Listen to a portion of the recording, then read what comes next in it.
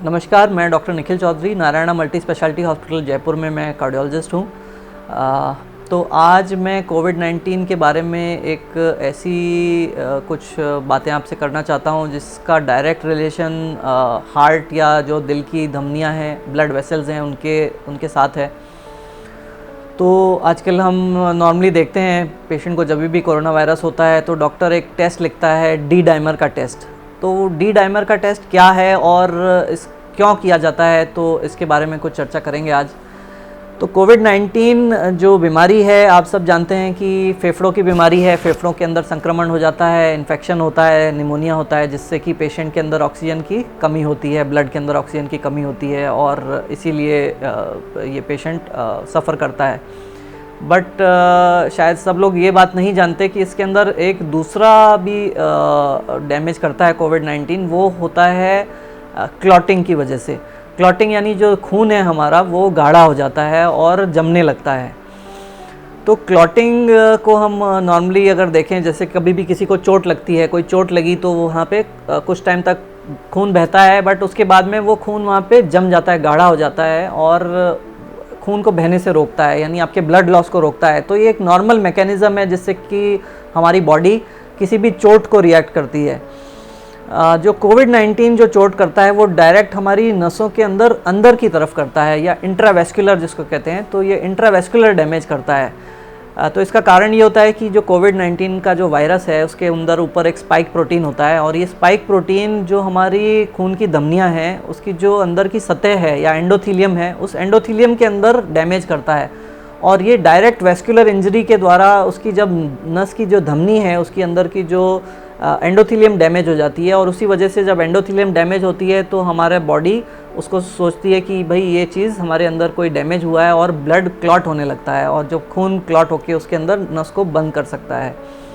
और जो दूसरा मैकेनिज़्म होता है, ये तो हुआ डायरेक्ट कोरोना वायरस डैमेज। दूसरा मैकेनिज़्म होता है इम्यून मीडिएटेड, यानी जो हमारी बॉडी की एंटीबॉडीज़ है, इम्यूनिटी है, वो हेवायर हो जाती है दोस्तों। वो बॉडी एक हाइपर इम्यून रिस्पॉन्स करती है, और इस हाइपर इम्यून रिस्पॉन्स के अंदर बॉडी हमारी खुद की एंडोथीलियम को, खुद की ब्लड वेसल्स को डैमेज करने लगती है, और इससे क्लॉटिंग होने लगती है।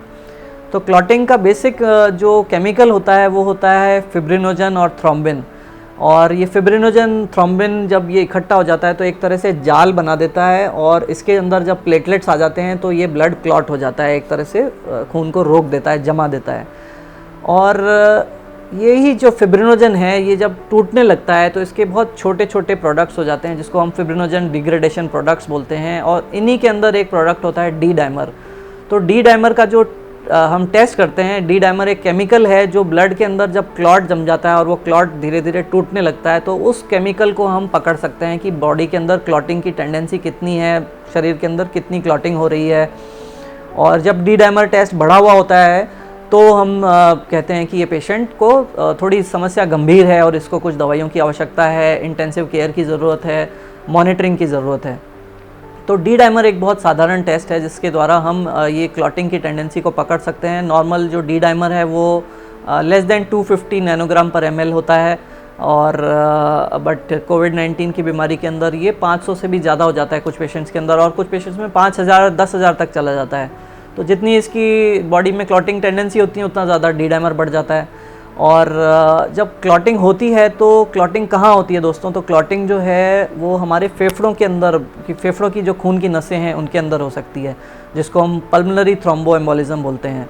और जो पल्मोनरी थ्रोम्बोएम्बोलिज्म में जो फेफड़े हैं, फेफड़ों के अंदर जो खून की नसें हैं, वो जो मुख्य नसें हैं वो भी डैमेज हो सकती हैं, और जो छोटी छोटी नसें हैं उनके अंदर भी डैमेज हो सकता है, और एक डी डाइमर टेस्ट के द्वारा हम ये बता सकते हैं। बट सिर्फ लंग्स के अंदर ये डैमेज सीमित नहीं है, क्योंकि कोविड-19 एक मल्टी सिस्टम डिजीज़ है, बॉडी के कई ऑर्गन्स अफेक्ट होते हैं। वैसे ही क्लॉटिंग भी कई ऑर्गन्स में हो सकती है। पैरों की जो नसें हैं, डीप वेन्स हैं जो पैर से ब्लड को हार्ट तक लेके आती हैं, उन डीप वेन के अंदर भी क्लॉटिंग हो सकती है, जिसको हम डीप वेन थ्रोम्बोसिस बोलते हैं।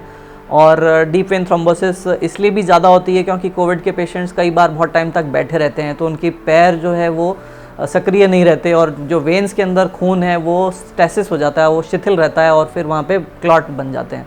तो ऐसे पेशेंट्स के अंदर जो पैर हैं वो सूज सकते हैं, पैरों के अंदर सूजन आती है, चलने के अंदर दर्द होता है, पैरों की जो काफ्स हैं जो वहाँ पे स्वेलिंग आ सकती है या फिर वो अकड़न आ सकती है। तो डीप वेन थ्रोम्बोसिस हो सकता है।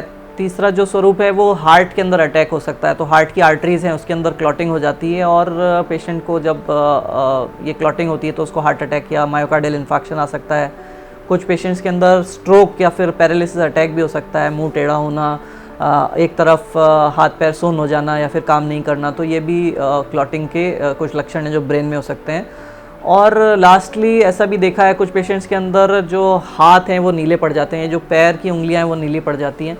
वो इसलिए होता है कि जो पैर या हाथ या पैर की जो आर्टरीज़ हैं उनके अंदर क्लॉटिंग हो जाती है और खून जो है वो नीचे नहीं जा पाता और इसी वजह से पेशेंट्स को प्रॉब्लम होती है। तो टेस्ट की बात करूं तो डी डाइमर टेस्ट जो है उससे हम देख सकते हैं। और कुछ टेस्ट होते हैं जैसे प्लेटलेट काउंट है, पीटी टेस्ट है, एपीटीटी टेस्ट, एफडीपी या फिब्रिनोजन डिग्रेडेशन प्रोडक्ट्स, इनके द्वारा हम क्लॉटिंग पेशेंट के अंदर कैसी है, ज़्यादा है कम है, वो हम देख सकते हैं। कुछ दवाइयाँ हैं जो इसमें बहुत हेल्पफुल होती हैं, गोलियाँ भी हैं जो असर करती हैं। तो जब भी पेशेंट हॉस्पिटलाइज नहीं है बट उसका डी डाइमर थोड़ा बढ़ रहा है, संक्रमण बहुत ज़्यादा नहीं है, निमोनिया ज़्यादा नहीं है, ऐसे पेशेंट्स के अंदर घर पे ही हम वो खून पतला करने की दवाइयाँ दे सकते हैं। जो डेफिनेटली जो हॉस्पिटल में एडमिट पेशेंट्स हैं उनको हम इंजेक्शन द्वारा, अगर डी डाइमर बढ़ा हुआ है तो उसको हम क्लॉटिंग को ठीक करने की कोशिश करते हैं। कुछ लंबे टाइम देनी पड़ती है ये दवाइयाँ, तो पेशेंट को कोविड शायद रिकवर भी हो जाए, उसके बाद भी 2-3 हफ्ते तक यूजुअली इन दवाइयों की ज़रूरत पड़ती है ऐसे पेशेंट्स के अंदर।